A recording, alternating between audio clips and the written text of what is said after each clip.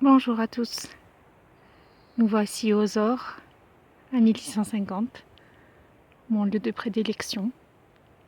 Nous sommes face, j'ai envie de dire, à ma montagne, celle qui siège, inébranlable, forte, puissante, et en même temps qui offre une énorme sérénité. Il y a quelque chose de doux que j'y perçois dans cette montagne. En fait, une montagne, si on reprend le cours de l'histoire, elle est l'empreinte du temps. Elle est le témoin de nos origines. Elle porte en elle les blessures des saisons. Je dis blessures parce que la neige au sommet, en fondant, a creusé ses sillons. La pluie au sommet, en coulant, a creusé ses précipices. La terre, en bougeant elle-même, a laissé l'espace aux arbres, aux insectes, à l'eau.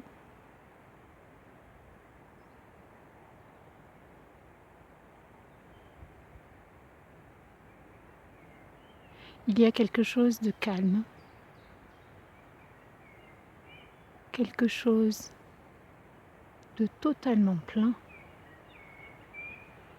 en regardant cette montagne.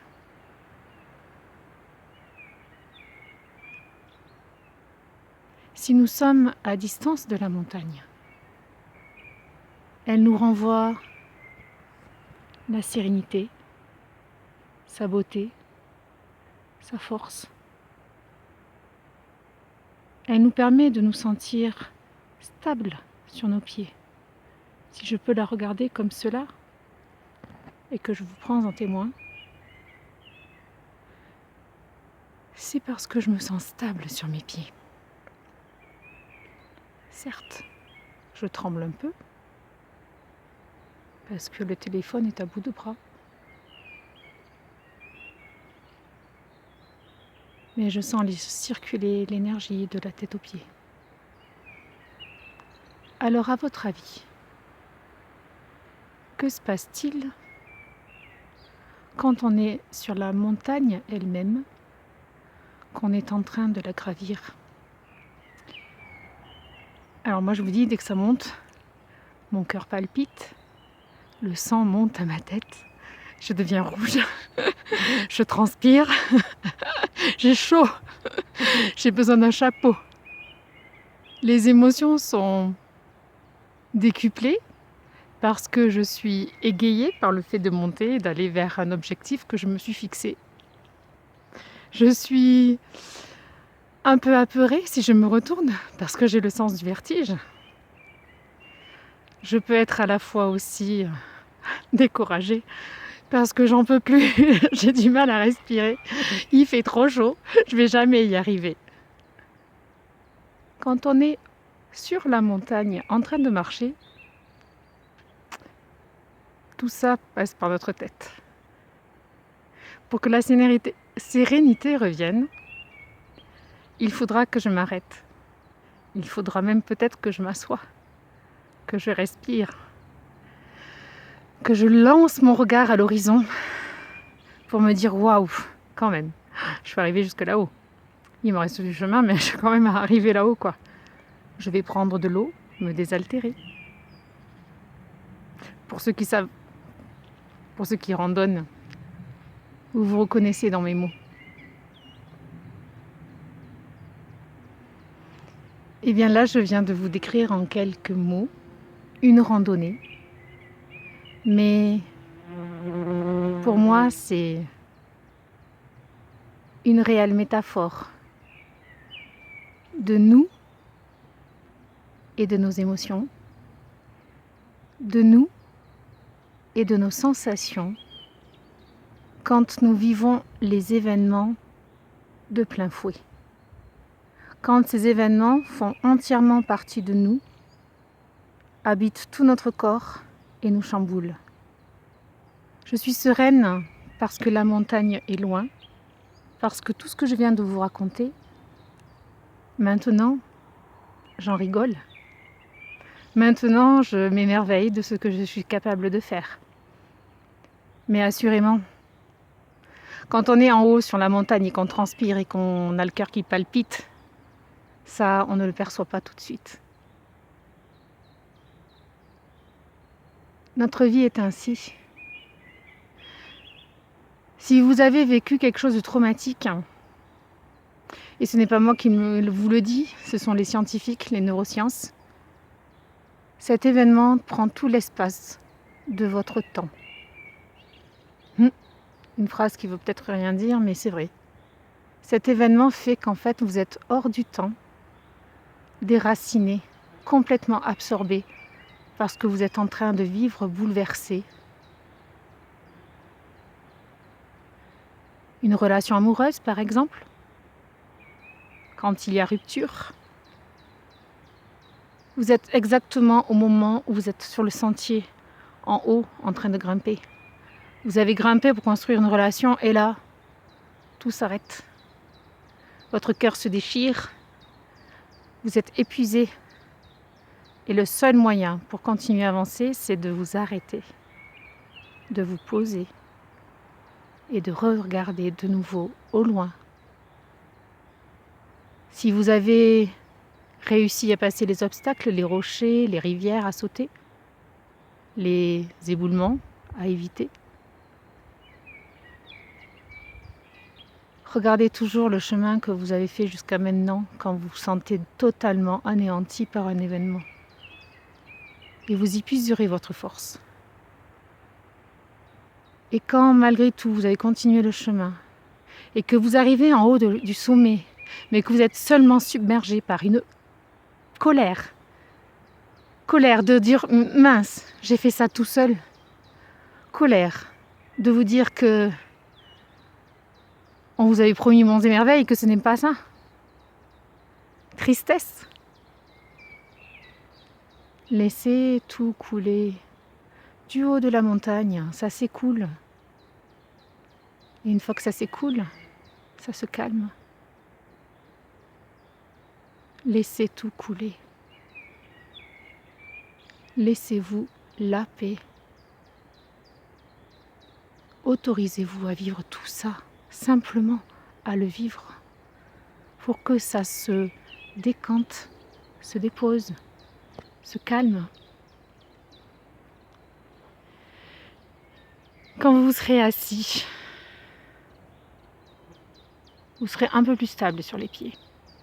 Et là, vous serez à même de vous dire « Qu'est-ce que je vais faire de ce que je viens de vivre ? Est-ce que je veux que ça me ballotte, que ça prenne tout mon espace, toute mon énergie jusqu'à la fin de ma vie ? Est-ce que je veux n'être que ça ? La sensation d'échec ? La sensation de trahison ? Est-ce que quelque part je ne veux pas moi aussi être heureux ? Être heureuse comme tout le monde ? Si tel est le cas, si vous avez envie d'être en haut de la montagne et d'ouvrir les bras, imaginez, vous êtes au sommet et vous avez l'amplitude du regard sur tout.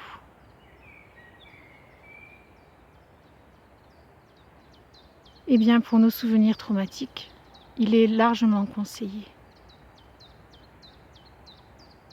de fermer les yeux, de respirer et d'imaginer que vous êtes maintenant en train de descendre de la montagne. Parce que en haut, vous avez eu une perspective différente, quelque chose qui vous a fait grandir. Et quand vous descendez pour revenir à quelque chose de plus anodin, de plus quotidien, vous ferez comme moi là. Vous regarderez votre montagne et vous serez fiers de ce que vous êtes devenu, grâce, malgré, comme vous voulez, cet événement. Mais vous pourrez le faire si vous acceptez de prendre de la hauteur, de prendre de la distance, de lâcher prise sur cette douleur. Plus vous refoulez la douleur, plus elle vous tapera à la porte de votre cœur. Plus vous refuserez ce que vous êtes en train de vivre, plus vous le vivrez de plein fouet. Soit je choisis la vie et je continue d'avancer, soit la vie m'imposera des choix. Alors, qu'est-il important de faire? Revenez à vos souvenirs, et s'ils sont douloureux, prenez-vous par la main et faites-vous un câlin. Dites-vous des paroles d'amour. Dites-vous tout ce que vous auriez eu besoin d'entendre à ce moment-là et que vous n'avez peut-être pas entendu, pas pu avoir.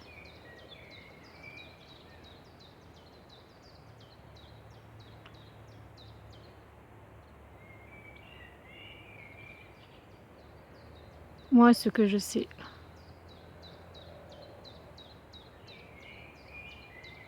c'est que plus on avance, plus on va à notre origine. Plus on avance, plus on se connaît. Alors, plus on avance, plus on est obligé de revenir sur notre passé et de nous pacifier. Tout ce que vous essaierez de mettre de côté, d'amputer, de trahir quelquefois de votre propre vie, ne fera que prendre plus de place. Je marche sur un chemin, je continue ma route. La montagne est toujours là, elle ne me nargue pas. Elle est à sa place et je suis à la mienne. Tout est parfait.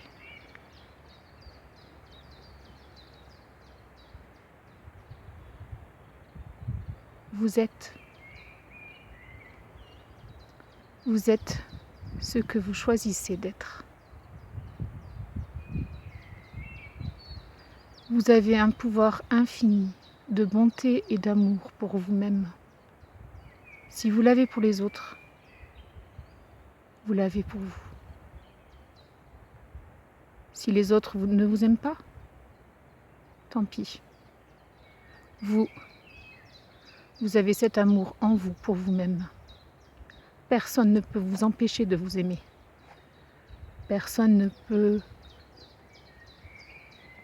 vous obliger à souffrir.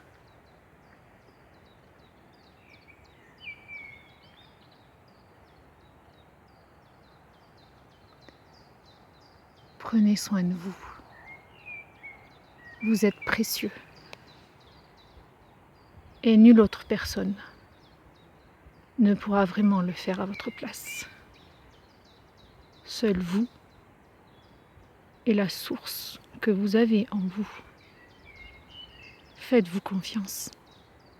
Vous méritez le bonheur comme tout le monde.